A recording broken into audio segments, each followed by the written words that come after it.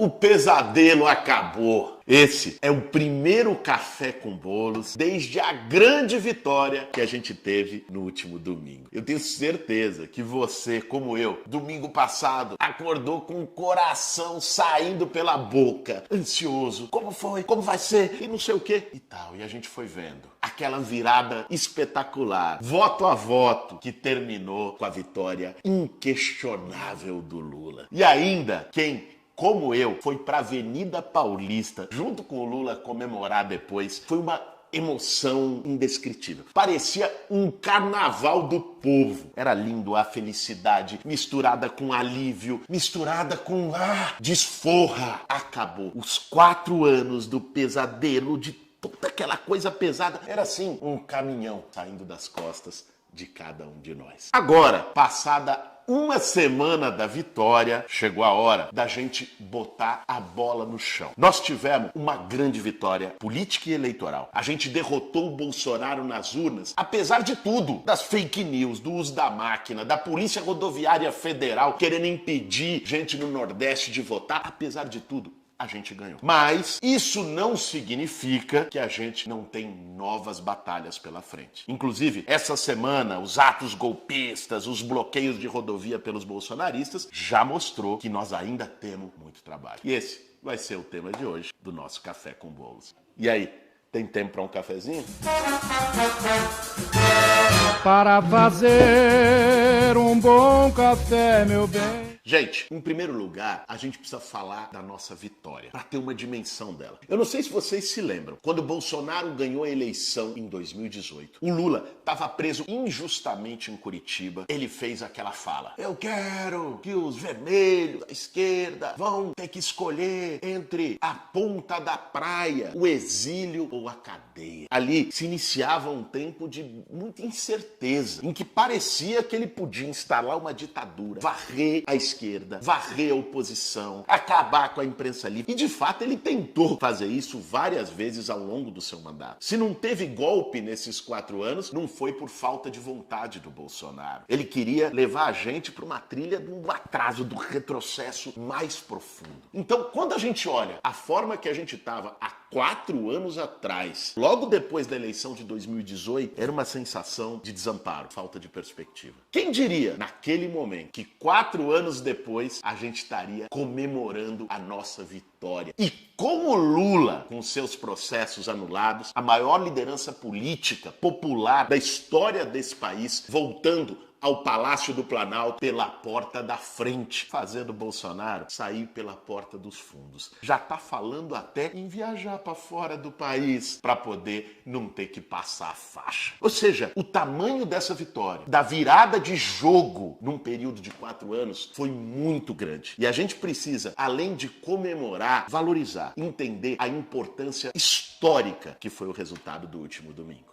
Você sabe, Galo, que passa um filme na nossa cabeça. Domingo passado eu tava lá com o Lula em cima do caminhão de som na Avenida Paulista. E era aquele clima de alívio, de felicidade, de festa, de esperança das pessoas. E 2 dias depois da eleição de 2018, eu também tava num caminhão de som na Avenida Paulista, convocando a resistência ao Bolsonaro. Não sei se você lembra desse ato, mas foi muito bonito, porque terminou com o pessoal dando as mãos. Ninguém vai se render, todo mundo gritando. Aquele momento era um clima de medo e a gente tentando organizar a turma fala: não, a gente não pode ficar embaixo da cama, nós precisamos resistir. E eu tava em outro caminhão de som, alguns meses antes, em abril de 2018, lá em São Bernardo do Campo, quando o Lula foi preso. E que tinha ali essa visão histórica. O Lula dizia: não sou eu, vocês criaram uma força, é a força do povo, vai ter Lulas em todos os cantos. Percebe que em 4 anos, a gente saiu no ataque em que a esquerda era tudo que era de ruim, corrupta, não sei o quê, destrutiva, e o Bolsonaro se vendia como salvador da pátria, e parecia que podia ter um ciclo de extrema-direita de 20 anos no Brasil, que essa turma ia chegar pra nunca mais sair, igual a ditadura militar que ficou 21 anos. E eu acho que a gente precisa valorizar uma coisa, cara, que é a nossa capacidade de resistência. Tá bom, a gente não conseguiu derrotar o Bolsonaro em 4 anos, mas nós conseguimos sobreviver em 4 anos, nós não saímos da rua em 4 anos, nós não fomos destruídos, porque essa turma queria destruir. E não era destruir a esquerda, era destruir esse sonho do povo brasileiro. Quando prendem o Lula, qual o simbolismo que estava ali? Era aprisionar sonhos, era aprisionar perspectivas. Era dizer: ó, vocês não vão se levantar mais. Fica aí no teu lugar. O lugar do povo é esse, é aí, ó. Como dizia o ministro do Bolsonaro, universidade é para alguns. Escola tem que ensinar só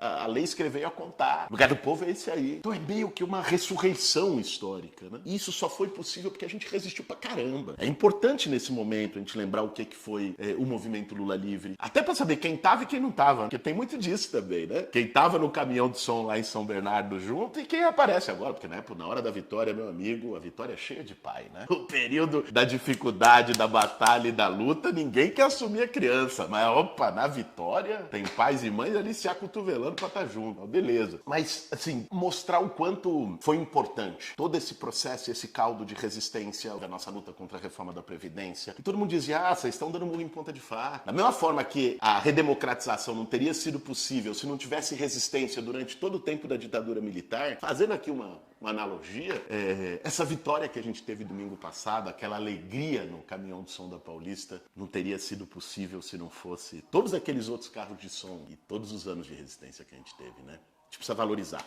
todo mundo que teve junto.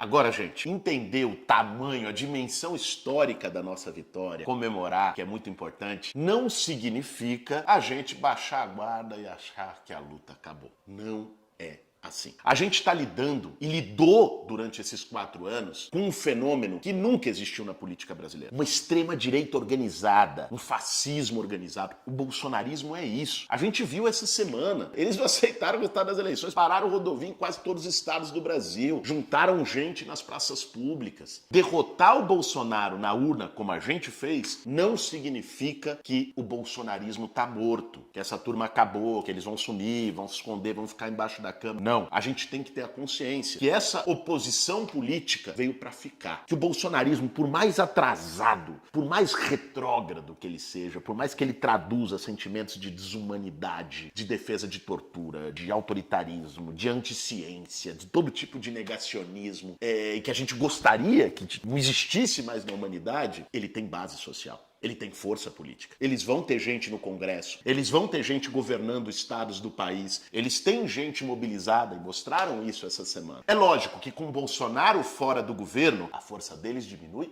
e muito. Porque uma parte dessa força era a máquina, era o gabinete do ódio lá no 2º andar do Palácio do Planalto, ali ó, usando verba pública. Era a máquina que eles usaram na eleição, era a influência que tinham nas forças de segurança, era poder botar o sigilo de 100 anos, era poder trocar o delegado da PF, era poder indicar o Procurador-Geral da República. Uma parte da força deles era o Bolsonaro como presidente, definindo a agenda do país. Todo dia uma coisa nova, né? A gente falou disso aqui 4 anos, todo dia botando uma manobra de distração, definindo a pauta do Brasil, falando todo tipo de atrocidade. Isso eles não vão ter mais. Agora, nós vamos precisar nos organizar para enfrentar uma oposição bolsonarista que a esquerda também nunca teve. Quando Lula e a Dilma governaram, você tinha uma oposição que era lá, o PSDB, né? Vamos dizer, uma oposição da direita liberal, mais civilizada, vamos chamar assim. Agora nós vamos ter uma oposição que vai continuar com os mesmos métodos. Essa gente não vai sumir. E a gente tem que se preparar para essa segunda grande batalha. Uma vez derrotado o Bolsonaro, agora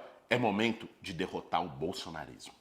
Porque, pessoal, assim, o bolsonarismo, ele é uma coisa que existia, inclusive, antes do Bolsonaro. Estava na cultura política brasileira, que é uma cultura, inclusive, tem muito autoritarismo, é da Casa Grande, vem daí, certo? Sempre teve gente preconceituosa, racista, machista, homofóbica, gente que acha que bandido bom é bandido morto, que acha que direitos humanos é para humanos direitos, que defende tortura, que defende ditadura militar. Isso sempre existiu antes do Bolsonaro no Brasil. O Bolsonaro, o que ele fez foi dar uma forma e um discurso para isso. E ele legitimou isso na sociedade. Antes, quem pensava que tem que torturar mesmo, tem que matar, às vezes tinha um pouco de receio de dizer isso publicamente. Era mal recebido. O Bolsonaro normalizou, deu um salvo-conduto. E aí ele inaugurou o bolsonarismo. E o bolsonarismo tem base na sociedade. Os caras tiveram 58 milhões de votos. Não que todos sejam bolsonaristas, lógico. Você teve aí muita gente que votou por várias outras razões. Mas eles têm uma base de milhões de pessoas organizadas. Essa turma vai seguir, vai continuar. Pega o Trump nos Estados Unidos. Embora seja outro fenômeno. Trump perdeu a eleição, os trumpistas continuaram organizados. Não foi só o Capitólio. Continuam organizados. Continuam organizados, inclusive, com chance de ganhar a eleição nos Estados Unidos daqui a 3 anos. A gente vai ter que se organizar de uma forma, entender que essa oposição, essa turma é diferente, veio para ficar. Aqueles que sonham, vai voltar a polarização PT-PSDB. Esquece. Né? A polarização é com o bolsonarismo e vai continuar sendo. A direita liberal saiu destroçada, foi a grande derrotada dessa eleição. Olha as bancadas no Congresso. O PSOL com a Rede tem uma bancada maior que a do PSDB, a menor bancada do PSDB da história. Né? Essa turma a direita liberal perdeu espaço, foi corroída, comida pelo bolsonarismo. A oposição, o enfrentamento, a disputa daqui para diante é com o bolsonarismo, mesmo sem Bolsonaro no governo. E aí, pessoal, a gente vai ter 3 grandes tarefas nesse enfrentamento. A primeira é de mobilização. Nós vamos ter uma oposição mobilizada do lado de lá. Isso já ficou claro. Nós não podemos achar, ganhamos uma eleição, agora tal, é só governar. Não, nós vamos ter que traduzir a nossa vitória política em mobilização na sociedade brasileira. O papel que os movimentos sociais vão ter no próximo período vai ser essencial para fazer o contraponto a esse bolsonarismo arraigado que vai continuar atuando não só no Congresso Nacional, mas também nas ruas. O nosso lado precisa estar mobilizado. A gente já viu, alguns anos atrás no Brasil, o que acontece quando a esquerda sai da rua e a direita vai pra rua. Nós já vimos. Não deu em coisa boa. Deu nisso que nós vencemos agora na eleição. Nós precisamos ter as ruas também como palco de fazer política. Isso é muito importante. A política do bolsonarismo também é mobilizada. Se a gente não for capaz de mobilizar o nosso lado, para além de votar como foi e nós ganhamos a eleição, mas para defender aquilo que venceu nas urnas, defender as nossas pautas, os nossos projetos, eles crescem mais e mais. Então, trabalho de base, mobilização e atuação dos movimentos sociais vai ser um eixo decisivo para a derrota do bolsonarismo. A segunda tarefa é a disputa cultural. Todo mundo ouviu nos últimos anos os bolsonaristas falarem em guerra cultural, e é preciso dizer, eles fizeram a disputa cultural. Aliás, foi só o que o Bolsonaro fez no governo. O Bolsonaro terceirizou a tarefa de governar, uma hora para o Guedes, outra hora para o Arthur Lira, com orçamento secreto e por aí vai, e ele se dedicou a organizar ideologicamente, culturalmente o campo dele. Ele foi mais um guru cultural do que um presidente da República. Organizou o time, organizou a tropa. Nós vamos precisar fazer essa disputa. Como disse o Pepe Mujica há alguns anos, e eu acho que isso permanece muito atual, ele falou, nós formamos a esquerda, o primeiro ciclo progressista da esquerda formou consumidores. Ou seja, melhorou a vida das pessoas, colocou milhões de pessoas com capacidade de consumo, de comer melhor, de ter uma casa, de ter um carro, de ter coisas que nunca tinha tido, do churrasquinho, a picanha no fim de semana, com cerveja, tudo isso. Mas houve uma falha para formar cidadão. Foi a frase do Mujica. Nós formamos consumidores, mas não formamos cidadãos. O que quer dizer isso? Faltou uma disputa cultural e de valores na sociedade brasileira. Que o bolsonarismo veio e fez. E às vezes ganhou da gente por WO, porque a gente não estava em campo nessa disputa. Disputa de valores não é doutrinação ideológica. Antes que venha o bolsonarismo dizer que olha aqui, vamos estar defendendo doutrinação comunista nas escolas. Não. Disputa de valores é a gente, através das nossas próprias políticas, da nossa atuação, de um governo progressista, questionar qual sociedade a gente quer. Se a gente quer a sociedade do individualismo, do cada um por si, em que é normal ter gente jogada na rua e você fecha o vidro e vai embora, ou se a gente quer uma sociedade que tem a solidariedade como princípio norteador e organizador. Se a gente quer a sociedade do consumo exacerbado, que você atropela, passa por cima do outro para poder ter o que você quer, ou se a gente quer ter uma sociedade com valores mais coletivos, de convivência. Essa disputa cultural, ela é essencial para que a gente derrote a influência do bolsonarismo. Eles conseguiram botar os valores individualistas, consumistas, de uma falsa meritocracia e na vida política do país de maneira muito forte. Nosso papel agora fazer essa disputa, usar os meios e os mecanismos que a gente tem para fazer uma disputa de que sociedade a gente quer, para disputar culturalmente, disputar valores na sociedade brasileira. Sem isso, o bolsonarismo vai permanecer muito forte e influente. Não só nas redes sociais, na cabeça das pessoas. Isso me faz pensar uma coisa, Galo. A Natália, companheira, se formou em Direito. E ela começou a estudar aqui na Anhanguera do Campo Limpo. Prounista. Se formou ano passado pelo ProUni. E ela viveu como estudante de Direito tanto o golpe contra Dilma, quanto depois a eleição do Bolsonaro. Cara, 90% da sala dela era prounista ou tinha a bolsa do FIES. E 90% da sala dela apoiou o golpe e apoiou a eleição do Bolsonaro em 18. Nós estamos falando de pessoas que receberam benefício das políticas sociais, mas que não houve uma disputa do sentido desse benefício. Conseguiu se formar e entrar numa universidade por uma política social feita pelo governo do PT, do Lula, da Dilma. Mas isso, como não veio junto essa disputa cultural da nossa parte, isso foi interpretado, às vezes, por aquelas próprias pessoas beneficiárias, como não, isso é o meu mérito. Fiz isso porque eu batalhei, porque eu trabalhei. Se não tivesse ProUni, FIES, ampliação da universidade, podia batalhar a vida que fosse, que você não ia entrar lá. Essa é a falácia da meritocracia. Mas como eles ganharam no discurso, na interpretação da realidade, isso que eu estou chamando da disputa de valores, eles levaram a consciência das pessoas. E nós não entramos nessa disputa. Achou que bastava. Basta fazer o ProUni Festival, que as pessoas vão reconhecer. Não, não é assim. Este é o momento da disputa cultural. E a terceira tarefa é a disputa da agenda do Brasil. A agenda política. Quais são os temas que nós queremos que se avance no Brasil, que o Brasil discuta, que a política brasileira pauta? É lógico que isso não vai depender apenas do Lula, do governo do Lula. Vai depender também do Congresso Nacional. E vai depender da sociedade. Nós ficamos nos últimos 4 anos pautando só retrocesso, né? Retirada de direitos e absurdo. Liberação de arma, as pautas deles de moralistas, de costumes e tudo mais. Qual é a agenda que a gente quer para os próximos 4 anos? Isso também ajuda a mudar o clima do país. Esse debate, que é o debate da reconstrução do Brasil, ele vai ter que vir com uma grande disputa política. Porque aí o Centrão pode até dar base de governabilidade para o Lula, e é importante porque no fim do dia só a esquerda não tem maioria, mas a disputa de agenda vai depender também da sociedade brasileira. Porque, por exemplo, para botar a taxação de grandes fortunas no Congresso Nacional, para fazer com que dono de iate, de jatinho, de jet ski, igual o Bolsonaro, comece a pagar imposto,